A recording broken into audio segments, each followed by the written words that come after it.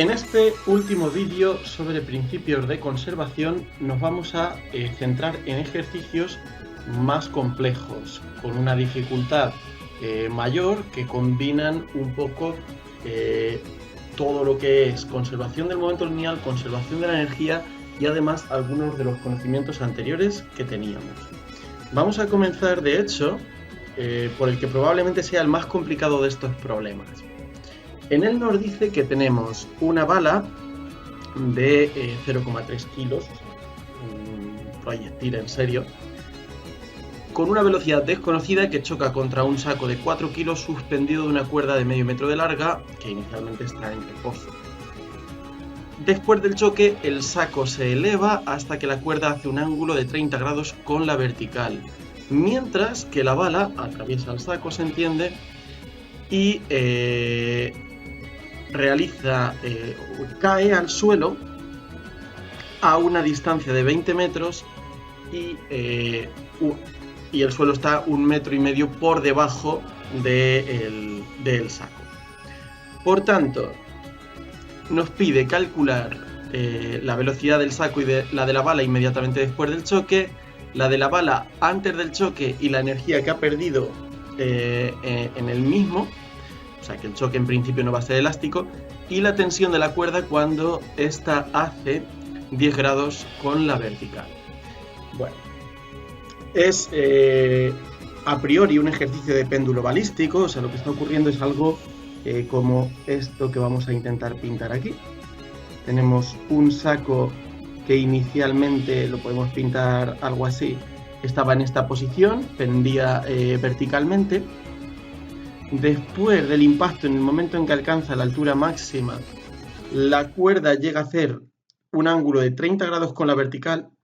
Recordemos que esta longitud de la cuerda es de 0,5 metros.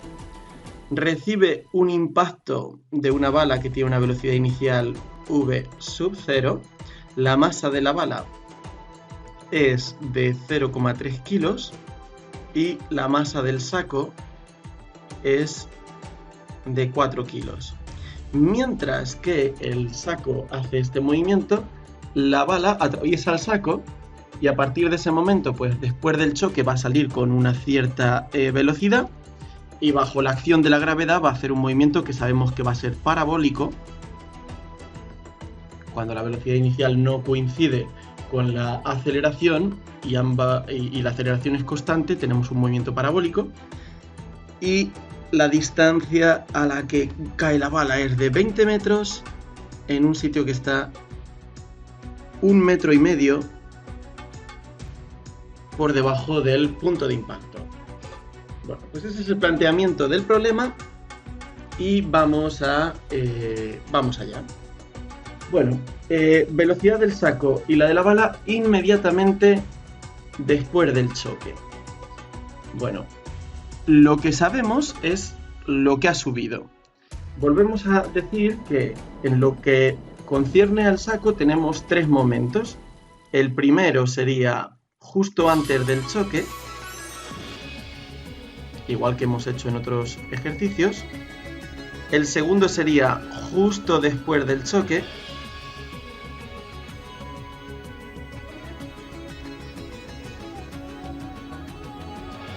Y el tercero es en la altura máxima.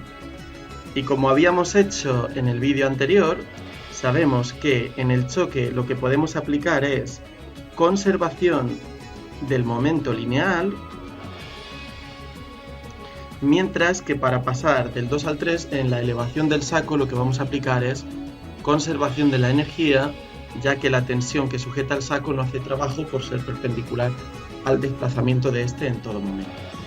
Bueno, nosotros la información que tenemos es sobre la altura máxima. Entonces, para sacar la velocidad del saco justo después del choque, vamos a usar la conservación de la energía que tiene lugar de este paso 2 a este paso 2. En primer lugar, vamos a obtener cuál es la altura a la que se eleva el saco, y para eso necesitamos algo de trigonometría. Si nos damos cuenta, vamos a dibujar el saco como si fuera una bola. si este ángulo es de 30 grados, esto ya nos había aparecido antes, podemos hacer aquí un triángulo, esta es la altura, y nos damos cuenta que si la cuerda mide 0,5 metros, esto de aquí va a ser 0,5 por el coseno de 30 grados. Por tanto, la altura, ya que esto entero también es 0,5, toda la longitud esta, la altura va a ser 0,5 menos 0,5 por el coseno de 30 grados. Ahora, aplicamos la conservación de la energía y de ese modo vamos a deducir la velocidad del saco justo después del choque. Bueno, al principio, en este instante 2 justo después del choque, el saco tiene una cierta velocidad que vamos a llamar V sub saco al cuadrado, tiene esa energía cinética y vamos a poner que aquí la altura es igual a 0. Vamos a coger el origen de alturas aquí para que no tenga energía potencial. Al final no va a tener velocidad porque al llegar a la altura máxima la velocidad del saco aquí es 0, solo va a tener altura. Por lo tanto solo va a tener energía potencial, que va a ser la masa del saco por la aceleración de la gravedad y por esa altura máxima. Esto se nos va con esto y nos queda una fórmula que ya hemos visto en alguna otra ocasión, que es que la velocidad del saco con la que sale justo después del choque es la raíz de 2 por g por la altura. Esto nos da la raíz de 2 por 9,8 y por, vamos a sacar factor común, a 0,5 por 1 menos el coseno de 30 grados. Esto es lo mismo que 0,5 menos 0,5 por coseno de 30 y esto nos da 1,146 metros por segundo. Esta es la velocidad con la que sale el saco después del choque. Ahora, ¿cómo podemos determinar con qué velocidad salió la bala? Bueno, lo podemos determinar si nos damos cuenta de que tenemos su alcance máximo. O sea, es un movimiento parabólico donde la velocidad inicial de la bala, pues la podemos llamar, bueno, vamos a llamar en este caso V0 de momento.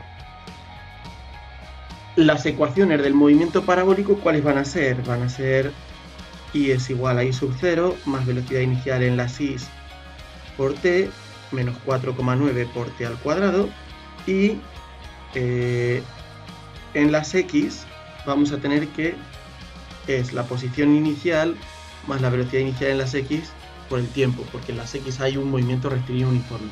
No pongo las ecuaciones de velocidad porque no las vamos a necesitar. La posición inicial la cojo igual a 0 y ahora tenemos que en el momento del impacto X va a ser igual a 20 metros y vamos a coger, aquí vamos para el parabólico, vamos a cambiar el origen de alturas, vamos a decir que esta altura es de 1,5 metros y ahora aquí Y es igual a 0. Eso lo puedo hacer porque es un problema, digamos, distinto dentro del ejercicio. La velocidad inicial en las Is es 0 porque la bala sale horizontalmente después de atravesar el saco. Por tanto, esta parte de aquí me la cargo. Sustituyo. 0 es igual a 1,5, la altura inicial de la que parte la bala con respecto al suelo, menos 4,9 por t al cuadrado. Y por otra parte tengo que 20 es igual a la velocidad inicial de la bala por t. Por tanto, puedo despejar el tiempo de aquí. El tiempo me queda que es la raíz de 1,5 partido por 4,9 y nos da que la bala tarda en llegar al suelo poco más de medio segundo. Sustituyo de esta ecuación, saco la velocidad inicial que es 20 partido por el tiempo que es 0,553. Y de aquí nos da, ya para identificarlo lo vamos a llamar velocidad de la bala. La velocidad con la que sale la bala después del choque es de 20 entre 0,553, que es 36,14 metros por segundo. Por tanto, el apartado A ya lo tenemos, hemos conseguido averiguar cuáles eran las velocidades del saco y de la bala inmediatamente después del choque. La del saco con la conservación de la energía, la de la bala sabiendo su alcance máximo en el movimiento parabólico que realiza justo después. Ahora vamos a pasar al apartado B, en el que queremos la velocidad de la bala antes del choque y la energía que pierde en el mismo. Para ello, evidentemente, vamos a utilizar la conservación de el momento lineal que tiene lugar en el choque. Lo vamos a poner aquí. Y bueno, ¿qué tenemos? Tenemos, como ocurre, que la masa de la bala por la velocidad inicial de la bala más la masa del saco por la velocidad inicial del saco, que era 0, puesto que estaba en reposo, debe ser igual a la masa de la bala por la velocidad final de la bala, que ya la tenemos, más la masa del saco por la velocidad final del saco. Claramente tenemos todas las incógnitas menos la velocidad inicial de la bala. O sea que nos va a quedar una ecuación de primer grado muy sencilla. La masa de la bala es 0,3, la velocidad final de la bala era 36,14 metros por segundo y la masa del saco es 4 multiplicada por la velocidad final del saco, que era 1,146 metros por segundo, si os acordáis. Hemos usado estos dos datos de aquí. Bueno, por tanto, ahora lo único que tenemos que hacer es pasar el 0,3 dividiendo y nos queda que la velocidad inicial de la bala era igual a 0,3 por 36,14 más 4 por 1,146 partido de 0,3 y esto nos da 51,42 metros por segundo.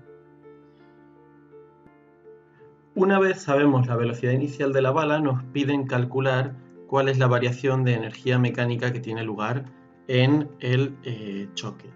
Por tanto, vamos a evaluar antes del choque y después del mismo cuáles son las energías que tienen tanto el saco como la bala. Y las sumaremos porque las energías de cuerpos distintos se suman. Fijémonos que a lo largo de todo el choque vamos a considerar que la altura del saco es I igual a 0. O sea, lo importante, podemos fijar el origen de alturas y por tanto de energía donde queramos, pero tiene que ser el mismo en la situación inicial que en la final.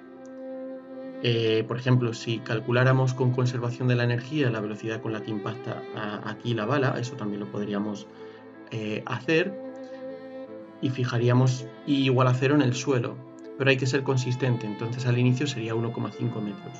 Solo quiero decir que es importante que fijemos el mismo origen al principio y al final. Bueno, si fijamos ahí I igual a 0, no hay energía potencial gravitatoria, las únicas energías que va a haber son las cinéticas. Por tanto, la energía mecánica inicial va a ser la cinética de la bala y como el saco estaba inicialmente en reposo, no tiene energía cinética, por tanto, la energía mecánica inicial se reduce a 1/2 por 0,3 kilos que pesa la bala por su velocidad que acabamos de hallar al cuadrado y nos da 396,6 julios. Por otra parte, la energía mecánica final va a ser igual a la suma de las energías cinéticas finales tanto de la bala como del saco. Tenemos las dos velocidades finales que las hemos derivado y ya es solo cuestión de sustituir. 1/2 por 0,3, velocidad final de la bala nos había dado 36,14 metros por segundo, más 1/2 por los 4 kilos que tiene el saco, por su velocidad final era 1,146, que lo elevamos al cuadrado y tras introducir esto en la calculadora nos da 198,54 julios. Por tanto, la variación de energía mecánica es igual a la final menos la inicial, esto es 198,54 menos 396,6, que nos da menos 198,06 julios. El signo negativo lo que nos dice es que la energía se pierde en el choque. Hay energía, bueno, si contásemos la energía térmica, el calor que adquieren los cuerpos en el choque, sabemos que se conserva, pero si solo nos fijamos en la energía mecánica, se pierde energía mecánica en el choque.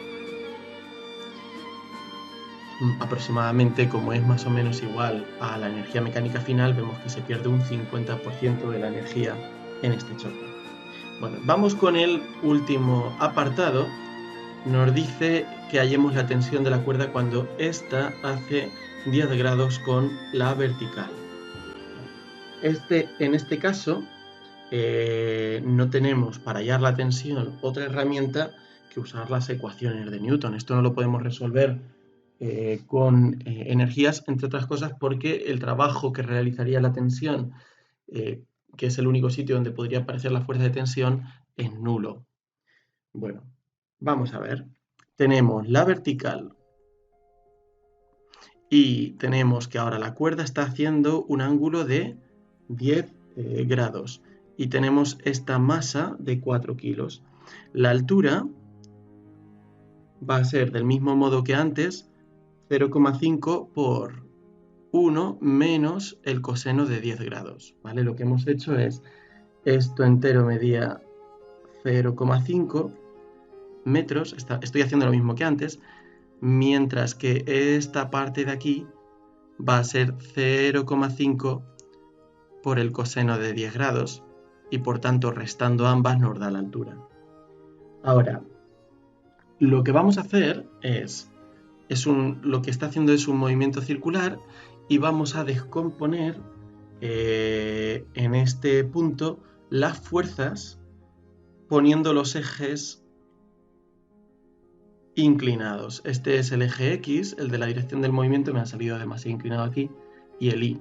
De forma que la tensión de la cuerda va hacia arriba, mientras que el peso va hacia abajo. Si este ángulo es de 10, este es 10.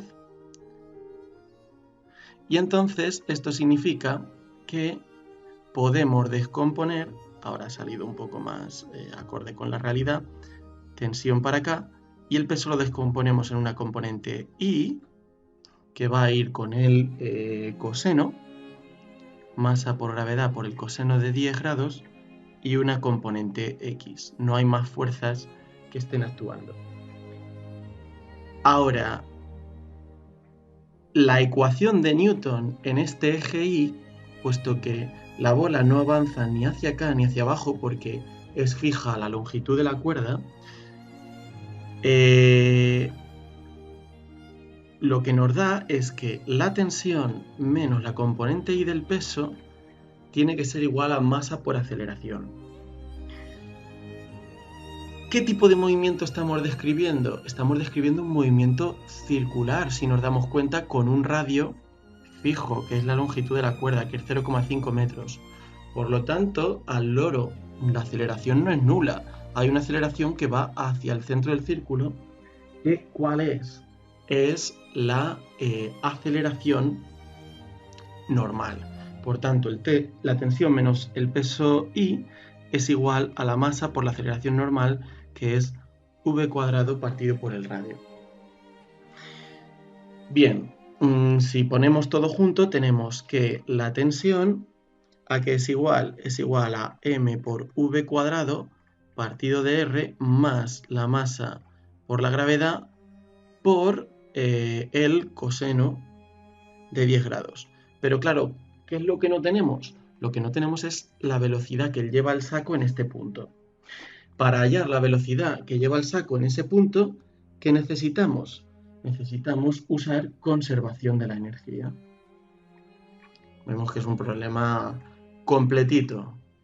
Hay que tener muy claros los conceptos para poder hacer este problema. Bueno, pues ¿qué tenemos? Que justo cuando sale el saco después del choque, tiene únicamente energía cinética. 1/2 de la masa por la velocidad del saco al cuadrado, donde esa velocidad del saco era 1,146 metros por segundo que vemos aquí. Bueno, ahora esa energía mecánica inicial tiene que ser igual a la final, la que tiene en este punto. Aquí en este punto va a tener energía cinética también, 1/2 de la masa, aquí se entiende del saco, por la velocidad que tiene en ese punto al cuadrado, esta velocidad es esta, la que tiene aquí, más la masa del saco por la aceleración de la gravedad y por la altura, que es esta de aquí. Podemos tachar la masa del saco y ¿qué nos queda? Nos queda que esta velocidad de aquí que queremos hallar al cuadrado, ¿a qué es igual? Nos sale, si multiplicamos todo por 2, que es igual a la velocidad del saco al cuadrado menos el g por h pasa al otro lado y con el 2 que le había multiplicado, 2 por g por h. O lo que es lo mismo, es igual a la velocidad del saco justo después del choque al cuadrado menos 2 por g, y la altura habíamos dicho que era 0,5, o si lo queremos lo podemos poner como el radio, por 1 menos el coseno de 10 grados.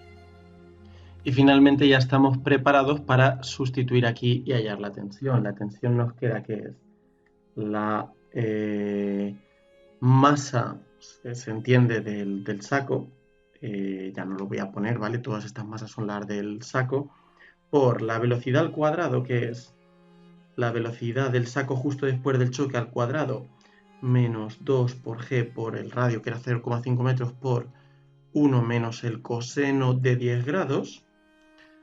Todo esto partido por el radio, más m, que es la masa del saco, por la aceleración de la gravedad por el coseno de 10 grados. Y ahora ya podemos simplificar.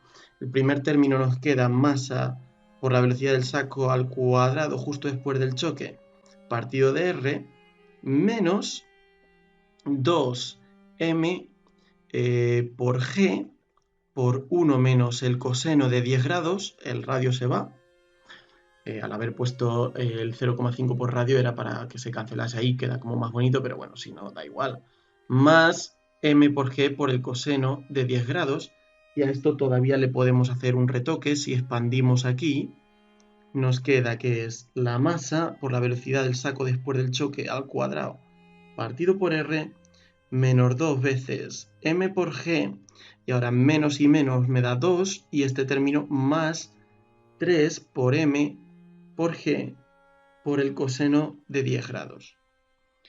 Sustituimos todo, nos queda la masa del saco 4 por velocidad del saco justo después del choque 1,146 al cuadrado partido de el radio 0,5 metros menos 2 por 4 y por 9,8, que es el segundo término, más 3 por 4 por 9,8 y por el coseno de 10 grados, y finalmente esto nos indica que la tensión en ese punto en el que la cuerda forma un ángulo de 10 grados es igual a 47,92 newtons. Fijémonos que hemos tenido que usar un montonazo de cosas para poder sacar este resultado. Muy bien, pues esto es un ejemplo de el poder de las herramientas que hemos aprendido. Es verdad que es costoso. Vamos a ver ahora algunos más, pero ya a partir de este momento nos van a parecer más fáciles, desde luego. Tenemos aquí un ejemplo en el que nos dice que una bala de 10 gramos se incrusta en un bloque de 990 gramos que descansa sobre una superficie horizontal sin fricción, sin rozamiento, sujeto a un muelle, a un resorte, con esta constante elástica de aquí, tal y como se ve en la figura. El impacto comprime el resorte 15 centímetros. Y nos piden que demos la velocidad del conjunto bloque-bala justo después del choque O sea, lo que nos está diciendo es que se incrusta, por lo tanto los dos avanzan juntos después del choque, y la velocidad de la bala antes del choque. Bueno, lo primero que vamos a hacer es pintarnos este dibujo que nos han hecho aquí al revés, para que todas las velocidades vayan hacia la derecha y no haya que preocuparnos por los signos. Vamos a poner aquí el resorte de este modo. Tenemos este cuerpo, va a ser el cuerpo que vamos a llamar 2, con una masa de 0,99 kilos, 999 gramos. La constante de este muelle sabemos que es de 800 newton por metro. Dibujamos aquí la bala, que va a ser el cuerpo 1, que va a tener una masa de 0,01 kilos. No sabemos su velocidad inicial de la bala.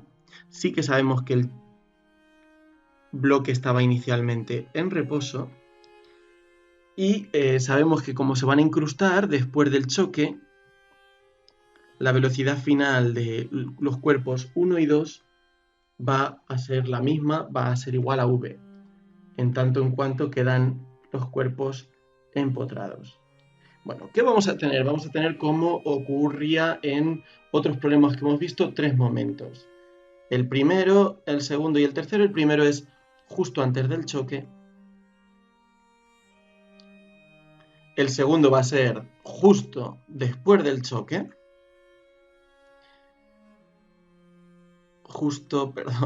Después del choque. Y el tercer momento va a ser aquel en el que el muelle esté comprimido al máximo. Cuando nos dicen que se comprime 15 centímetros. Y como ya había ocurrido en otras situaciones análogas, del punto 1 al punto 2 en el choque vamos a usar conservación del momento lineal, mientras que en la compresión del muelle, en ese proceso, vamos a usar la conservación de la energía mecánica. Bien, vamos a empezar, por ejemplo, por la conservación del momento lineal, por ir en orden. En realidad este problema, probablemente, como los datos que nos dan son los de la compresión del muelle, tendría más sentido ir al revés, pero bueno, que lo hemos hecho también en algún problema antes, pero vamos a ir en el orden en el que ocurren las cosas, simplemente vamos a arrastrar alguna incógnita. Bien, conservación del momento. Como hemos dicho, pues ¿qué tenemos? Tenemos nuestra ecuación de siempre. En principio el choque ocurre en una dimensión, masa 1 por velocidad inicial del 1 más masa 2 por velocidad inicial del 2 es igual a masa 1 por velocidad final del 1 más masa 2 por velocidad final del 2. ¿Y esto qué nos da? Bueno, pues nos da la masa de la bala por la velocidad inicial de la bala, que la desconocemos. Este término es 0, puesto que la velocidad inicial del bloque era 0, es igual a 0,01 por la velocidad final de la bala, que no sabemos cuál es, solo sabemos que es igual a la de el bloque, y las hemos llamado v a las dos. 0,01 por v más 0,99 por v, que nos da, pues nos da 1 por v. Por lo tanto, de aquí, ¿qué deducimos? Deducimos que la velocidad con la que salen bloque y bala justo después del choque es 0,01, un 1% de la velocidad inicial de la bala. Esta es la velocidad justo después del choque. Pero de momento no podemos hacer nada más porque tenemos dos incógnitas. Bien, vamos a plantear ahora la siguiente parte del problema, que es pasar de justo después del choque al momento de compresión máxima. En ese caso, ¿qué tenemos? Bueno, pues tenemos esta situación. Tenemos que justo después del choque tenemos la bala incrustada en el bloque, el muelle y aquí esta superficie de aquí. Esto es el inicio, que es lo que antes hemos llamado el punto 2. Bueno, esto actúa como un único cuerpo con una masa que es la de la bala y la del bloque, que es 1 kilo en total. 10 gramos y 990 gramos nos dan 1 kilo. Y al final, ¿qué es lo que vamos a tener? Bueno, pues al final lo que vamos a tener es algo como esto. Bueno, el dibujo deja muchísimo que desear. El bloque y la bala han avanzado y han comprimido el muelle al máximo. Este es el final, correspondiente a la situación 3 que hemos enunciado antes. Y fijemos, si cogemos que el origen de alturas es este de aquí, no va a haber energía potencial gravitatoria en ninguno de los casos. Aquí el muelle está inicialmente sin comprimir, por lo tanto su compresión es 0, y la velocidad inicial sabemos que es 0,01 por la velocidad inicial de la bala. Es lo que hemos deducido aquí. Ahora la llamamos inicial porque para aplicar conservación de energía este es el momento inicial. Y al final, ¿qué sabemos? Sabemos que la velocidad al final va a ser 0, porque en el momento en que el muelle está comprimido al máximo es porque ha conseguido parar al bloque y a la bala, mientras que la compresión es 0,15 metros al final. Por tanto, la energía mecánica inicial va a ser 1 medio multiplicado por m, que es 1, y multiplicado por la velocidad inicial del bloque y la bala al cuadrado. ¿Y esto qué nos queda? Nos queda 1 medio por 0,01 al cuadrado, que nos da 5 por 10 a la menos 5 por la velocidad inicial de la bala al cuadrado. En cuanto a la energía mecánica final que nos queda, pues solo vamos a tener potencial elástica. La cinética del bloque se ha transformado en potencial elástica y nos queda que es 1 medio por la constante del muelle, que era 800 newton por metro, y por la compresión, que es 0,15 al cuadrado. Aquí tenemos todos los datos, esto nos da 9 julios. Ahora, la conservación de la energía, como no hay fuerzas no conservativas que realicen trabajo, la única fuerza no conservativa que actúa es la normal y no realiza trabajo por ser perpendicular al desplazamiento, nos queda que la energía mecánica final debe ser igual a la energía mecánica inicial. Por tanto, 9 va a ser igual a 5 por 10 a la menos 5 por la velocidad inicial de la bala al cuadrado. Y de aquí ya despejamos la velocidad inicial de la bala, nos sale que es igual a la raíz de 9 partido de 5 por 10 a la menos 5, y esto nos da 424,3 metros por segundo, que si lo pasamos a kilómetros por hora nos dice 1527 kilómetros por hora, o sea que la bala va realmente a una gran velocidad para conseguir esa compresión del muelle después de impactar sobre el bloque. Muy bien. Bueno, pues este también ha sido un ejercicio completo, pero vamos, nada que ver con el primero. Tenemos ahora un ejercicio de una explosión. Una explosión en la que sabemos que tendremos que usar la conservación del momento lineal. Bien, pues nos piden que calculemos el módulo de la velocidad y el ángulo con el que sale disparado el segundo fragmento tras la explosión. Bueno, en principio, al dibujarnos así, este problema parece que es un problema en 2 dimensiones. Entonces uno pues dice, venga, pues vamos a descomponer la conservación en el eje X y en el eje Y, sabiendo que inicialmente pues la velocidad de los dos fragmentos es 0 porque ambos están en reposo. Luego vamos a ver que en realidad el problema es tremendamente más sencillo. Pero bueno, de momento, si no caemos en eso, planteamos conservación del momento lineal en eje X. masa 1 por velocidad inicial del fragmento 1 en las x, más masa 2 por velocidad inicial del fragmento 2 en las x, igual a lo mismo en el instante final. Bueno, las velocidades iniciales son nulas y por tanto nos queda que 0 es igual a la masa del fragmento 1 es 2 multiplicado por ¿qué? Bueno, pues la velocidad 1 la descompondríamos en velocidad, esta es la velocidad 1 final, velocidad 1 final en las x va a ser 20, que es el módulo, por el coseno de 30 grados, y en las y vamos a tener 20 por el seno de 30 grados, mientras que para el segundo cuerpo vamos a tener que la velocidad final del cuerpo 2 en las x va a ser el módulo, que no lo sabemos, lo vamos a llevar v por el coseno del ángulo que nos salga, y en las y v por el seno del ángulo que nos salga.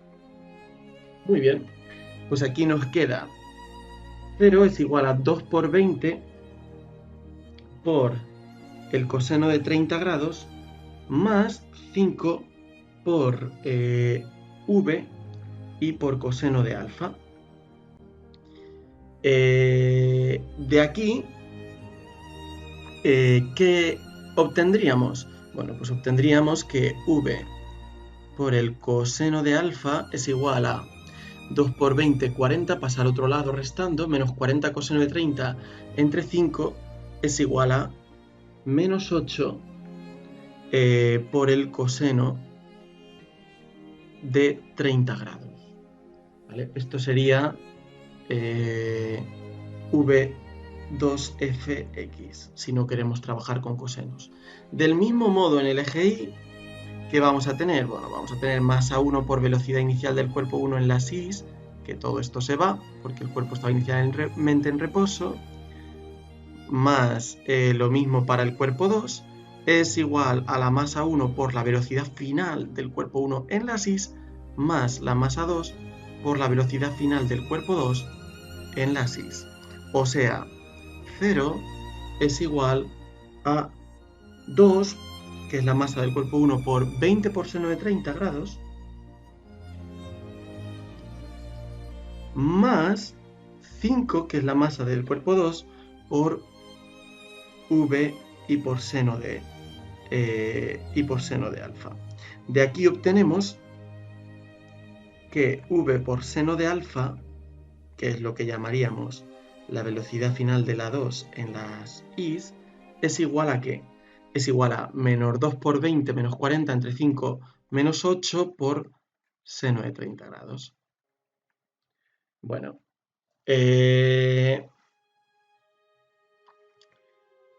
por tanto, si cogemos esta ecuación de aquí y esta ecuación de aquí que nos han salido, una manera, por ejemplo, de despejar el ángulo sería dividir esta entre esta. ¿Y qué nos queda? Bueno, pues lo que nos quedaría sería v por seno de alfa entre v por coseno de alfa, nos queda igual a la tangente de alfa, y eso nos queda menos 8 entre menos 8, 1, igual a seno de 30 entre coseno de 30, que nos da igual a la tangente de 30 grados. Vale, en realidad uno está muy tentado de poner que el ángulo con el que sale es de 30 grados. En realidad, ojo, que siempre que uno resuelve esta ecuación con el arco tangente, ¿vale? La tangente de 30 grados es igual a 0,577, que es el inverso de la raíz de 3, ¿vale? Pues nos quedaría el arco tangente de eso, de 1 partido de raíz de 3. Y esto tiene dos soluciones. Una es la que nos da la calculadora y otra, que en este caso es la buena, es sumándole 180 grados, porque ese ángulo, 210, también tiene la misma tangente. Y en este caso, intuitivamente vemos que, bueno, y si no, vemos que como la velocidad en las X del cuerpo 2 es negativa y también la de las Y es negativa, tiene que estar en el tercer cuadrante. Intuitivamente vemos que si el primer cuerpo sale para acá, el segundo tiene que salir para acá. O sea que el ángulo real es de 210 grados, que es este de aquí. Ahora, este es el valor del ángulo. ¿Y cuánto vale v? Bueno, pues si sustituimos, nos sale, por ejemplo, en la primera ecuación, que v es igual a 8 metros por segundo. Ahora, en realidad, esto era tremendamente más fácil. Vamos a verlo. O sea, tenemos la bomba que explota en dos y hay nos dicen que hay algo que sale con una velocidad de 20 metros por segundo, con un ángulo de 30 grados. Vamos a ver, en realidad el problema es en una dimensión, porque si este cuerpo sale en esta dirección, el otro, para que se pueda conservar el momento, tiene que salir justo en la contraria. O sea, quiero decir, dicho de otro modo, podemos girar nuestros ejes de coordenadas, coger el eje X así y el eje Y así, girados, con un ángulo de 30 grados, y si el problema nos lo hubieran puesto de este modo, con este saliendo hacia la derecha, todo el mundo hubiera visto que es un problema en una dimensión, porque por simetría esto no puede salir hacia arriba. ¿Por qué para arriba y no para abajo? Por lo tanto, la velocidad del segundo cuerpo va a ir hacia abajo y nos tenemos que fijar únicamente en este eje X. Es como un problema en una dimensión, donde lo que tenemos es masa 1 por velocidad inicial del cuerpo 1 más masa 2 por velocidad inicial del cuerpo 2, ambos son nulos porque están inicialmente en reposo, es igual a la masa 1 por la velocidad por la velocidad final del cuerpo 1, que va a ser 20 con respecto a estos nuevos ejes, más la masa 2 por la velocidad del cuerpo 2. Y entonces, ¿qué nos sale?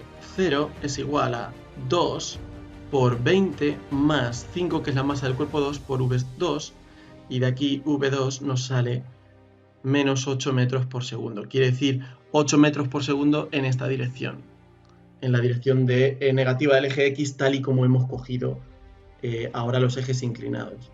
Sabemos que esto significa que el módulo es 8 metros por segundo y la dirección 210 grados, como ya habíamos visto. O sea que el problema realmente no era en dos dimensiones, sino en una dimensión. Dicho esto, nos piden cuál es la energía mecánica que se ha perdido en la explosión. Bueno, pues esto ya es muy fácil. Solo tenemos energía cinética, porque podemos poner que la altura a la que está la bomba es I igual a 0, y hay que comparar los momentos justo antes y justo después. O sea que la bomba sigue estando a esta altura. Energía mecánica inicial, bueno, pues es igual a 0, porque ninguno de los fragmentos se mueve. En cambio, energía mecánica final es igual a la cinética que tienen los dos fragmentos. 1/2 de la masa 1 por la velocidad 1 al cuadrado, más 1/2 de la masa 2 por la velocidad del segundo cuerpo al cuadrado. Sustituyendo esto nos da 1/2 por 2 por 20 al cuadrado, más 1/2 por la masa del segundo cuerpo 5 por la velocidad que hemos encontrado en módulo al cuadrado. Y esto nos da 560 julios.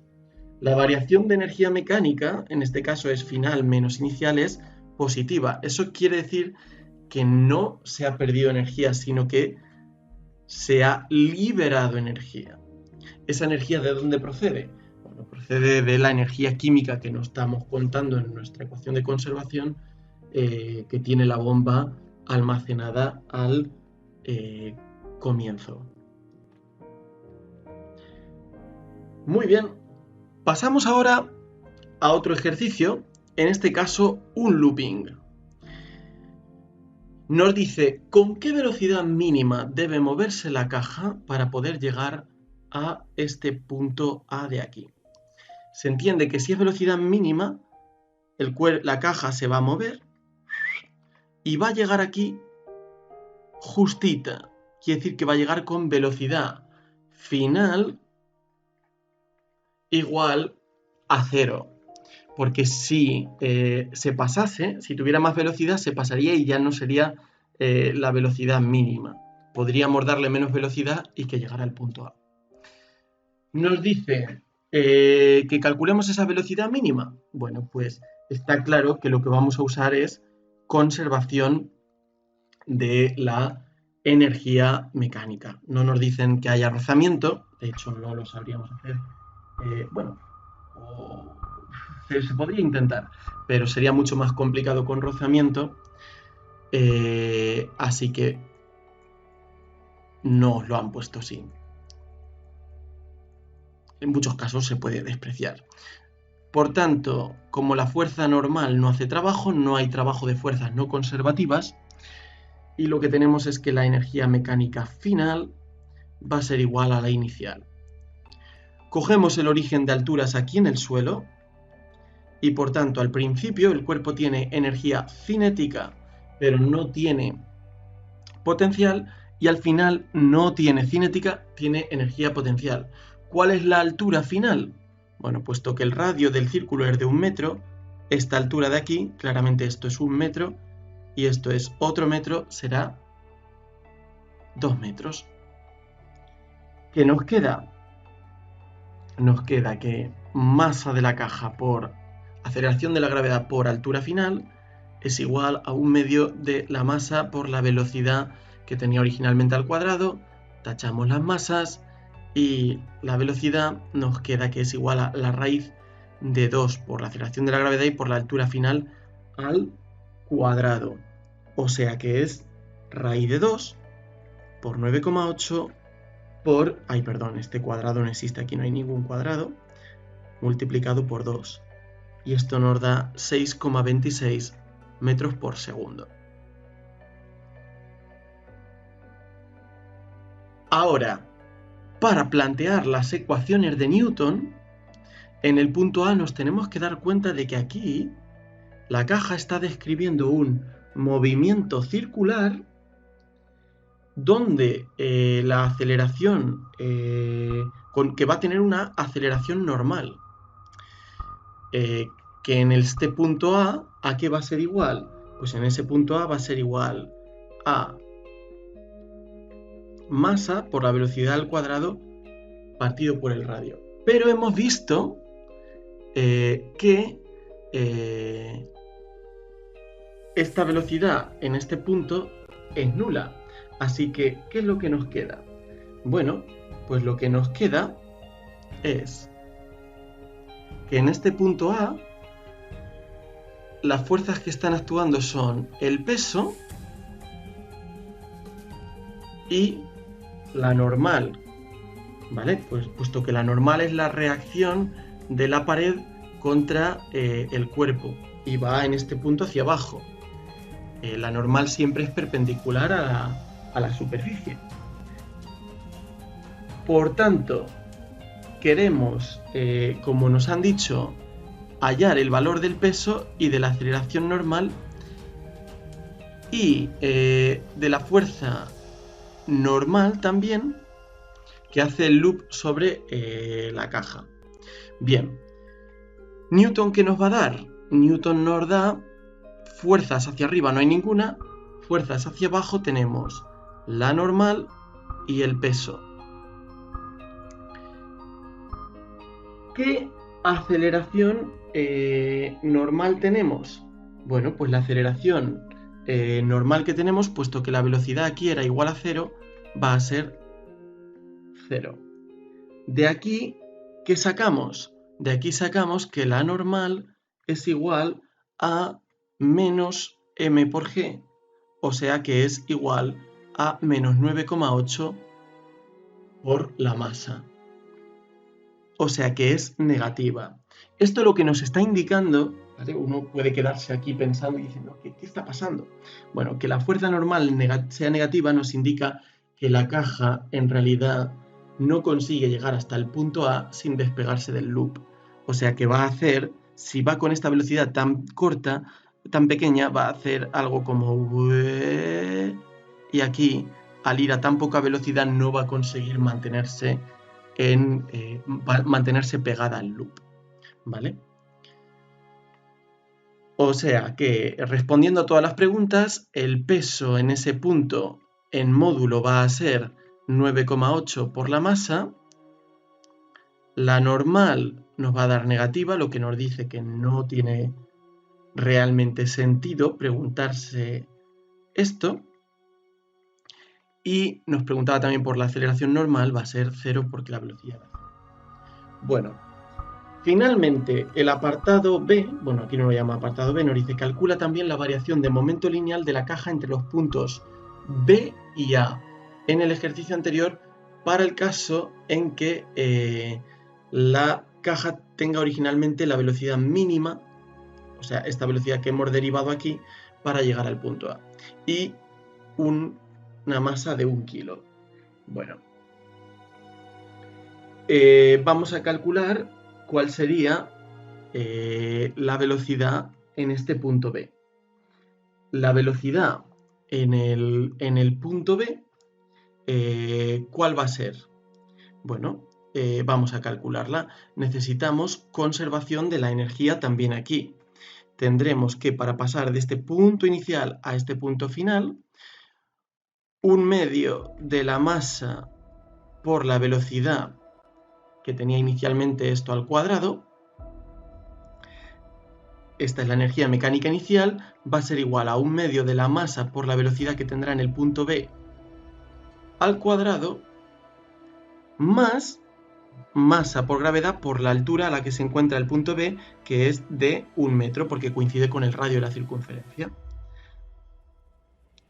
Por tanto, las masas se nos van y tenemos que 1/2 por 6,26 al cuadrado va a ser igual a 1/2 por la velocidad en el punto B al cuadrado más 9,8 por 1. Y de aquí, ¿qué nos queda? Nos queda que la velocidad en B va a ser igual a ¿qué? Va a ser igual a la raíz de 6,26 al cuadrado.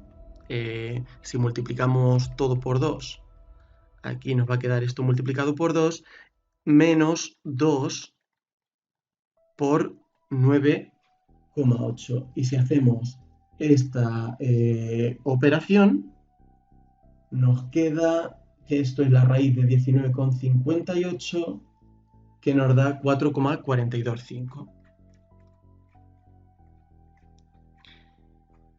¿Hacia dónde va a ir dirigida la velocidad en este punto? Hacia arriba, porque es tangente a la trayectoria.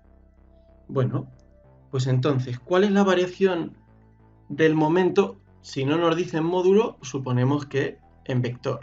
Entre el punto B y el punto A, pues momento final menos momento inicial.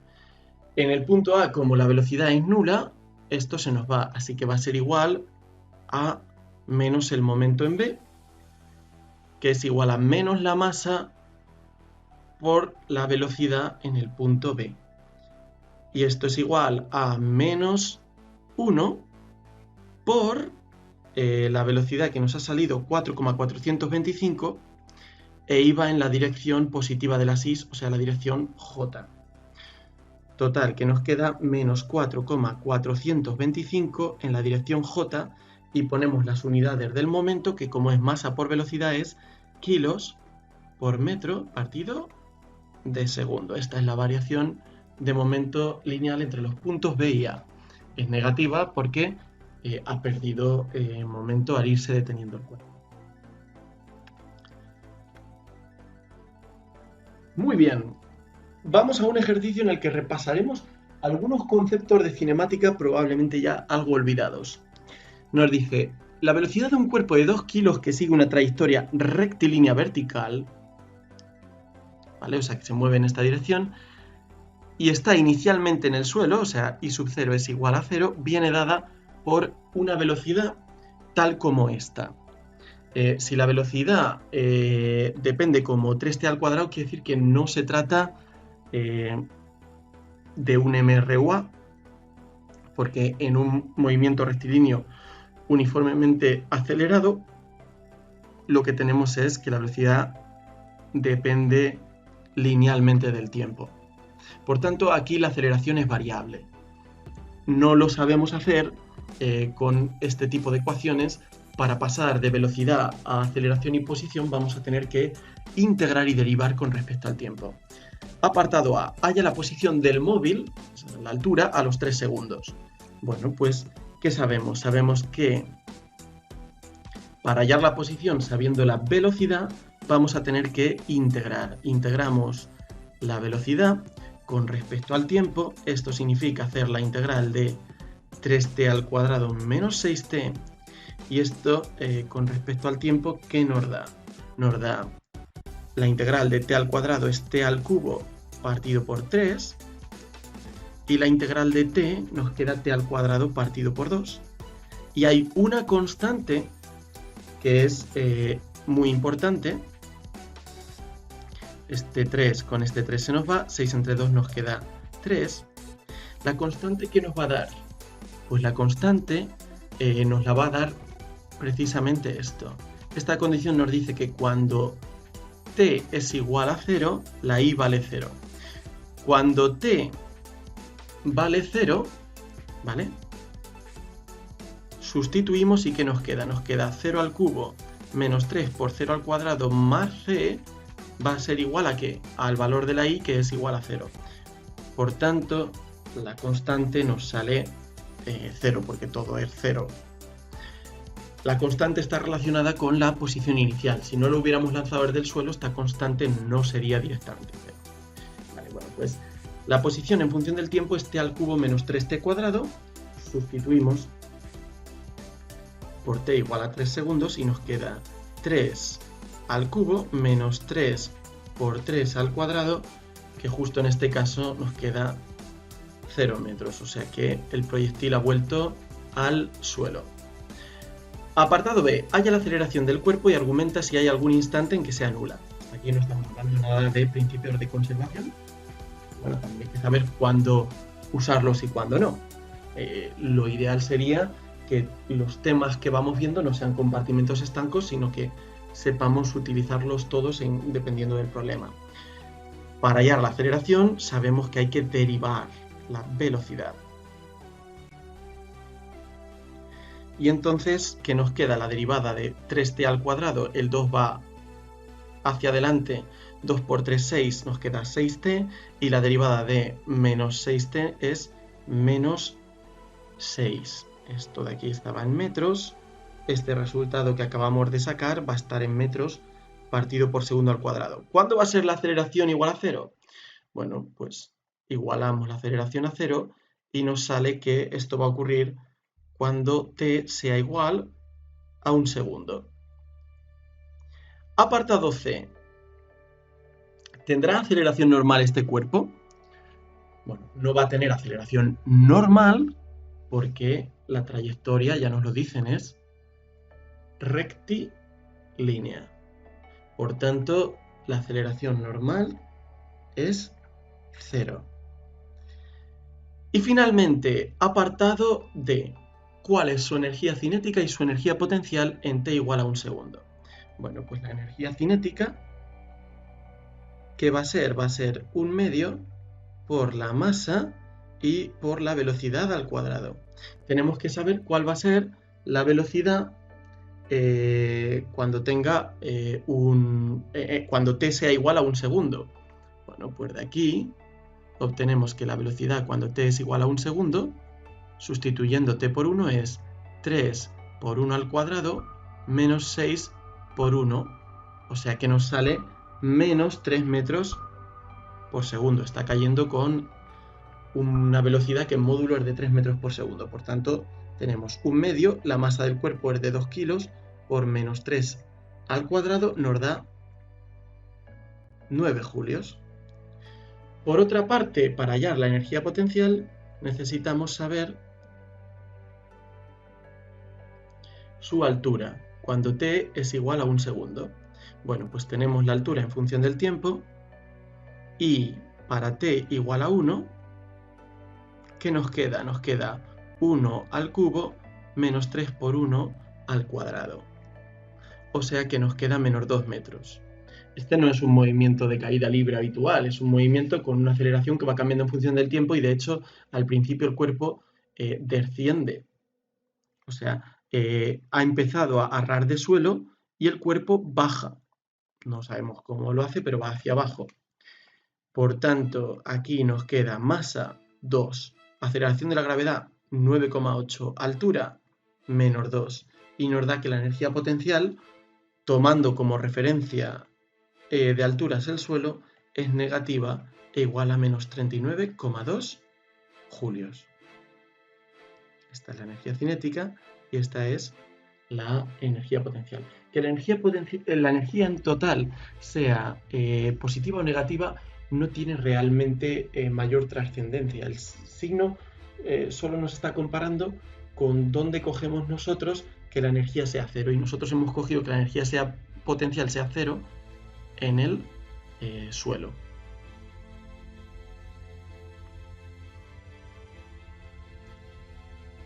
Ahora, un problema de plano inclinado. Nos dice que en un plano con una inclinación de 20 grados dejamos caer una bola desde una altura de 10 metros y debemos calcular con qué velocidad llega a la base de la rampa que después de caer una altura de 10 metros. O sea que si la bola está aquí, esta altura inicial vale 10 metros y la altura final vale 0. Bien, vamos a ver cómo sería el problema con Newton por comparar y sabemos que es mucho más fácil de hacer esto con conservación de la energía. Si lo hacemos con Newton, sabemos que sobre un cuerpo que esté apoyado en el plano actúan las siguientes fuerzas, que descompondremos con unos ejes en diagonal, con el eje X paralelo al plano. Actúa, si no nos dicen que hay rozamiento, la componente vertical del peso, este ángulo de aquí va a ser 20 grados, la componente horizontal del peso y la normal. Bueno, pues tendremos las ecuaciones de Newton.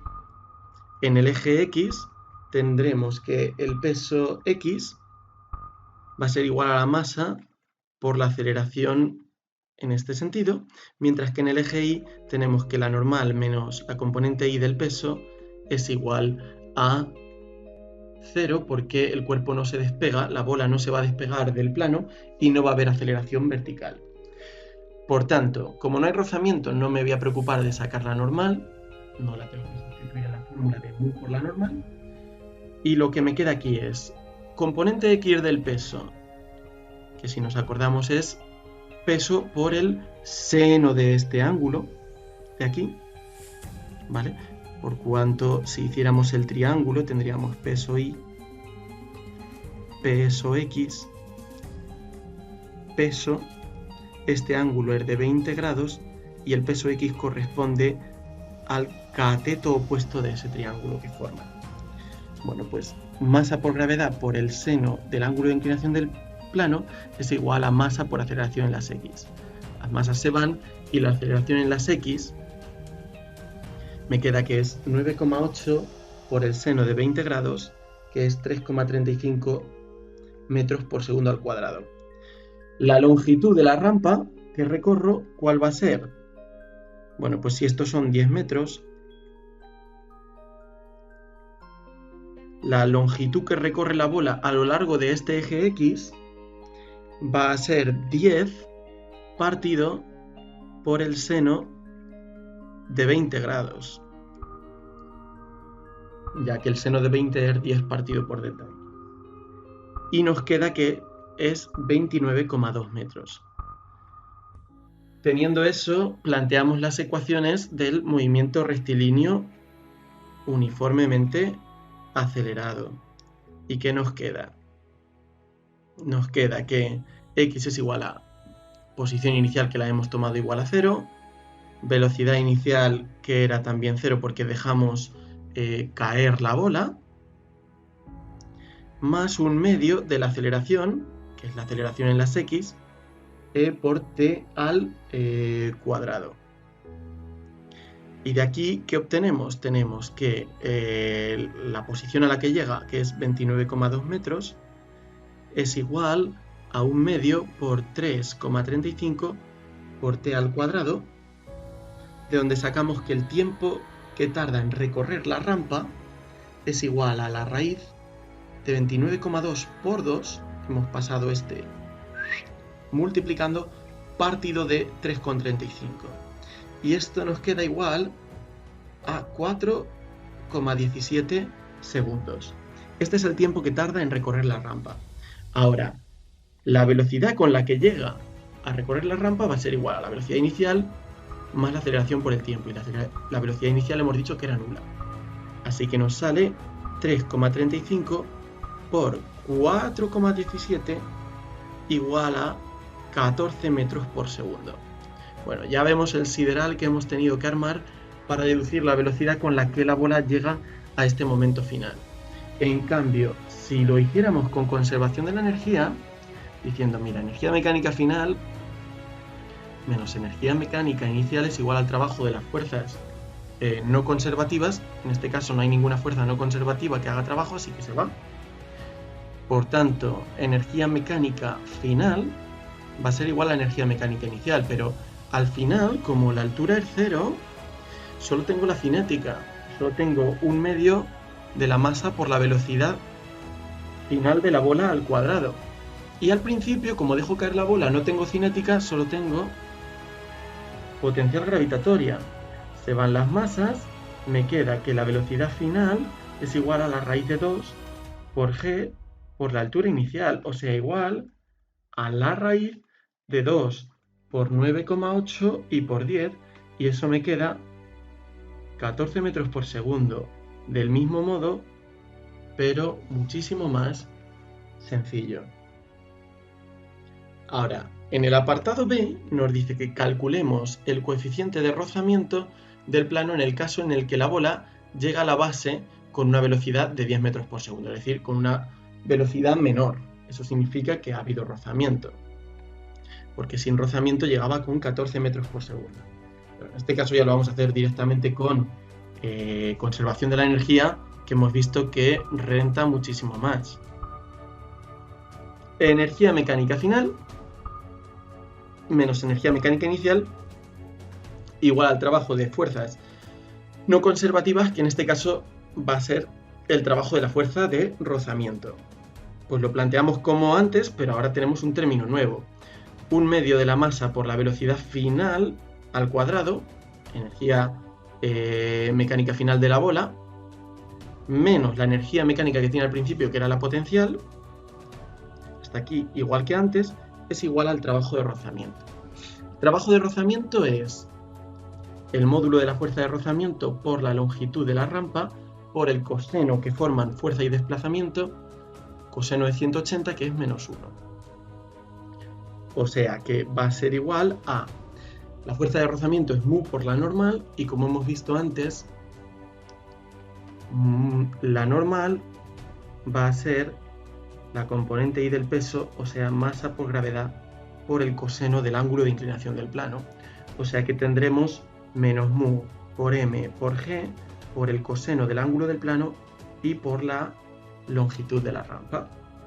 Así pues, estamos ya en una situación donde podemos tachar las masas y comenzar a sustituir. Tenemos que un medio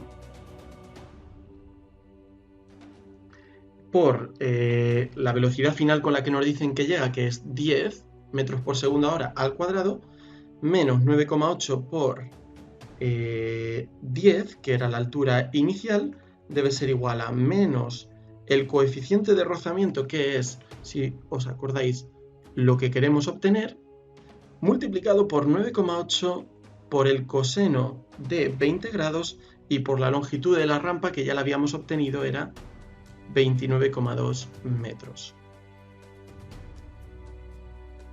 Bueno, pues ya está. Si hacemos esto de aquí, nos queda que es menos 49 y este número de aquí nos sale 268,9, así que el lado de la derecha es menos 268,9 por mu, por el coeficiente de rozamiento. Podemos quitar los signos negativos y mu nos queda igual a 49 partido de 268,9, o sea, un coeficiente de rozamiento de 0,182, adimensional, sin unidades. Y vamos, en último lugar, con este ejercicio 7, que nos dice: un objeto de 2 kilos inicialmente en reposo explota. Uno de los fragmentos de 0,5 kilos sale despedido hacia la derecha con una velocidad de 10 metros por segundo. Bueno, pues explosión, ya sabemos que vamos a tener que aplicar conservación del momento lineal. Tenemos dos objetos. El primer fragmento, vamos a llamarlo masa 1, por ejemplo, aquí está 0,5 kilos, sale con una velocidad hacia la derecha de 10 metros por segundo. Estas son velocidades finales porque inicialmente estaba la bomba en reposo, así que los dos fragmentos tienen velocidad inicial igual a 0. Bueno, pues nos dice con qué velocidad va a salir el otro fragmento. Sabemos que va a salir hacia la izquierda. Va a ser un problema unidimensional. Así que planteamos la ecuación de conservación del momento lineal en una dimensión.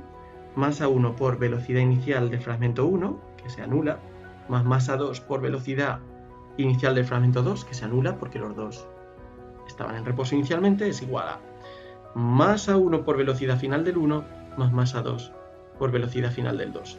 ¿Cuánto vale la masa del segundo fragmento? Pues si la bomba o lo que fuera esto valía 2 kilos, pesaba 2 kilos y este fragmento pesa 0,5, el segundo fragmento pesa 1,5 kilos.